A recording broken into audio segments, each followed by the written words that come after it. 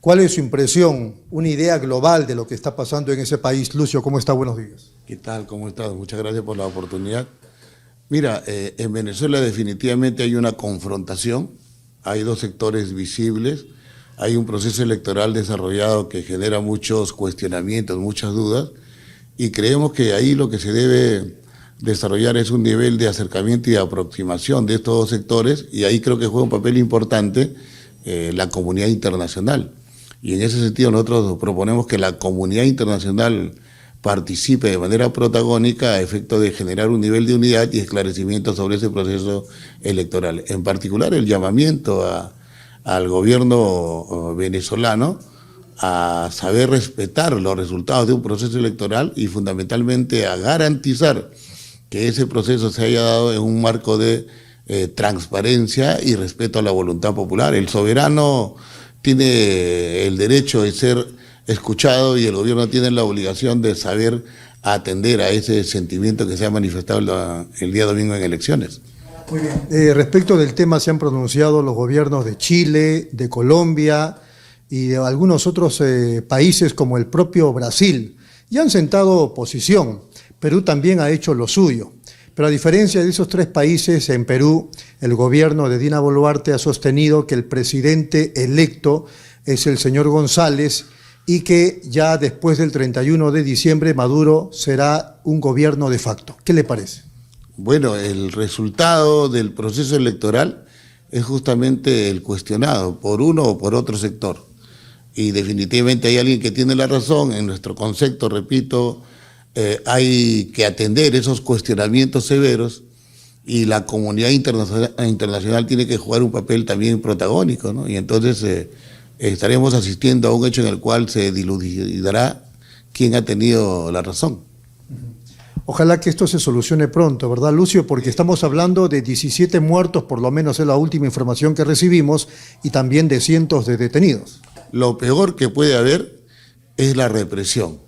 Lo peor que puede suceder es el ataque vil y las consecuencias mortales. No es factible, no es concebible que venezolanos puedan fallecer por el solo hecho de exigir atención a sus justas demandas y en todo caso el respeto a los procesos electorales. Nosotros desde el SUTEP también tenemos cuestionamientos a la forma como ha gobernado Maduro, a la forma como ha manejado el tema de derechos humanos, a la forma como se ha manejado el proceso electoral con mucha cerrazón, con mucha oscuridad. Y es importante por eso el esclarecimiento. Y la comunidad internacional, en ese sentido, ha surgido para establecer aproximaciones, acercamientos, de tal manera que esos conflictos más allá de Venezuela no se presenten. Muy bien. A nivel de Perú también ha habido una noticia importante en estos días que, digamos, se ha tapado un poco por lo de Venezuela. Estoy hablando de la denuncia constitucional contra nuestra presidenta Dina Boluarte de parte del Ministerio Público ante el Congreso por homicidio calificado y lesiones graves, esto en relación a los asesinatos producidos en las protestas de finales del 2022 y comienzos del 2023. ¿Cuál es su postura? Nosotros hemos exigido que las investigaciones tengan sentido y esto significa que se vayan señalando quiénes están involucrados en estos crímenes de lesa humanidad, porque aquí hay más de 6 decenas de peruanos que han fallecido y varios de ellos está acreditado que han sido eliminados por balas que provienen de la policía o del ejército. Entonces el Ministerio Público juega un papel importante para la determinación de responsabilidades. ¿Qué es lo que está pasando acá? ¿Por qué no se desarrolla la diligencia? ¿Por qué no hay un pronunciamiento? ¿Por qué el Ministerio Público no cumple con su responsabilidad? ¿Y por qué desde el Poder Ejecutivo no hay un nivel de presión para el esclarecimiento de los hechos? Eso cuestionamos. Entonces nos parece bien la denuncia, que no significa responsabilidad, pero sí va a significar que se desarrollen distintas diligencias para determinar cómo sucedieron los hechos. Ahora, hay quienes a partir de esta denuncia hablan del delito de omisión, o sea, está bien, no hubo una orden para disparar o para matar, pero esto no ocurrió en un solo día, ha ocurrido por varias semanas y por algunos meses y nadie dijo nada. Definitivamente del mismo gobierno ha habido una innegable omisión en el exigir al Ministerio Público el cumplimiento de su función. Y hay de parte de la población un sentimiento de responsabilidad del Poder Ejecutivo, de la Presidenta de la República, y también de aquellos que debiendo investigar, debiendo desarrollar las acciones que correspondan a la fecha, no lo hacen. Y nosotros desde acá exigimos, como SUTEP, que la investigación se desarrolle, que el Ministerio Público cumpla con su responsabilidad de perseguir el delito y determinar quiénes son los responsables de tales hechos, y al Poder Ejecutivo dar todas las facilidades y no oponerse, no sabotear estas investigaciones. Bien, vamos a hablar ahora de los profesores. Ustedes están en el SUTEP, digamos, preparando, organizando una movilización para el 9 de agosto con dirección al Ministerio de Economía por, digamos, desentendimientos, no sé si la palabra es adecuada, respecto de los convenios colectivos. Cuéntenos. Mira, uno, que el convenio colectivo es el resultado y fruto de la negociación colectiva que está contenida en el artículo 28 de la Constitución Política. Y la misma Constitución señala que un convenio colectivo, que es acuerdo de las partes, tiene carácter vinculante, esto es obligatorio de cumplimiento. Nosotros a la fecha venimos exigiendo el cumplimiento del convenio colectivo firmado en el 23 para regular el año 24. Hoy acabamos de terminar y firmar un convenio colectivo que también establece incremento de remuneraciones para el año 2025 para docentes, que establece que el gobierno cumpla con la Constitución y destinar el 6% del PBI para nuestro sector, que convenio que establece que el gobierno debe respetar la ley y reconocer el incremento de remuneración de los auxiliares de educación, que está desde octubre y el gobierno incumple. El convenio dice que debe haber preocupación de parte del Estado y gobierno por el tema de infraestructura, alimentación, capacitación, equidad, acceso, remuneración de los trabajadores. ¿Y qué observamos de parte del gobierno?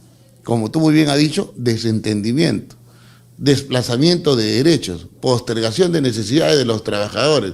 Y conforme están los hechos y sucesos en el Perú, es prioritario atender la educación, es fundamental respetar los derechos de los trabajadores. Y si esto no es así, simplemente nos obligan a exigir, atención a estas justas demandas, el cumplimiento de lo suscrito. Y por eso es que el 9 de agosto nos estamos dirigiendo al Ministerio de Economía. ¿Por qué? Porque el Ministerio de Educación ya cumplió y le ha trasladado al Ministerio de Economía los formatos, los formularios, las fichas técnicas en donde los acuerdos de convenio colectivo le dice al Ministerio de Economía incorpórelos al proyecto de presupuesto del próximo año. Y el Ministerio de Economía no quiere hacerlo.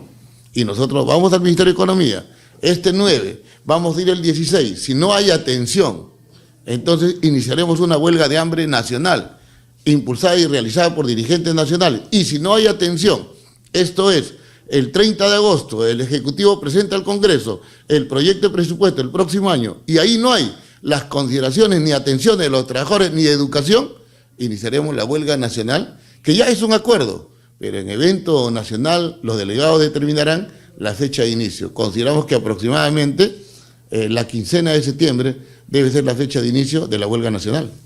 En el marco de esas protestas y esos reclamos, ¿también ustedes consideran la falta de infraestructura, la alimentación que no se da entre los escolares en todo el país y asimismo, si no me corrige, escolaridad y bonos para los profesores? Mira, para nadie es un secreto que en el Perú, en infraestructura educativa hay un déficit de 166.000 millones. El año pasado fue 154, ha aumentado. No hay atención, no hay políticas correctas en este tema, el próximo año con seguridad aumentará. El año pasado el porcentaje de desnutrición y anemia era de cada 10, 6 menores. Ese número no ha variado, no ha cambiado. En este año salió un informe de parte del mismo Ministerio de Educación que decía que más de 1 millón de alumnos están fuera del sistema. Significa que en el acceso tenemos grandes dificultades. Son temas que le corresponden al gobierno atender. El gobierno el año pasado, para el 2024, no presupuestó el bono de 380 que estaba firmado en convenio colectivo. La escolaridad de 400 soles para los más de 73.000 maestros nombrados, igualmente no lo presupuestó. No presupuestó el pago de la CTS de docentes que cesaron en el 2022 y 2023. 23 de mayo, paro nacional del SUTEP, el gobierno se vio obligado a elaborar un proyecto de ley, pedir un crédito suplementario y pedir al Congreso la aprobación de ese proyecto de ley. Hoy la presidenta lo ha presentado como una atención de este gobierno cuando ha sido una obligación y un acto ejercido mediante presión de los maestros y auxiliares de educación del Perú, que ha logrado con esa presión ser atendido en este derecho. Muy bien. A manera de reflexión, Lucio Castro, para terminar la entrevista, ¿qué le diría a los profesores del país? Miren, primero de que estamos muy descontentos e insatisfechos con el mensaje presidencial.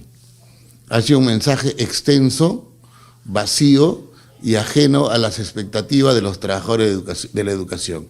No ha dicho nada la presidenta sobre el cumplimiento de la Constitución y el 6% del PBI. No ha dicho nada la presidenta sobre la implementación y respeto a los convenios colectivos firmados con el SUTEP y con los trabajadores del país. No ha dicho nada la presidenta sobre una preocupación real y cierta sobre temas sustantivos de la educación. Cito dos: infraestructura y alimentación. Ha dado datos falsos. Ha dicho, por ejemplo, que en educación se ha invertido en infraestructura 7.000 millones de soles. Lo dice en la página 24, 29 y 64. Y resulta que no es 7.000. Uno revisa el presupuesto, lo hemos hecho, y no más de 4.500 millones se ha destinado para educación. Ha dicho que la razón principal del sistema son los alumnos, que el Perú y el gobierno buscan la calidad de la educación. Para lograr calidad, tú tienes que tener buena infraestructura y buena alimentación, y que todos los que necesitan y demandan educación estén en el sistema. Y ahí tienes tres grandes problemas que este gobierno no ha sabido resolver. Por tanto, el magisterio expresa el deseo a la clase política en general que debe tener una mirada de prioridad para educación, que debe respetarse la Constitución política, que debe respetarse los convenios colectivos y derechos laborales, y si esto no ocurre, lo que va a suceder es de manera natural que los trabajadores desencantados, marginados, van a acudir a su forma de lucha y manifestación de reclamo. Y en este caso concreto del magisterio, la huelga nacional, y este es un tema que en su oportunidad aprobaron los maestros del SUTEP y que por ver mecanismos de solución armoniosos se reprogramó.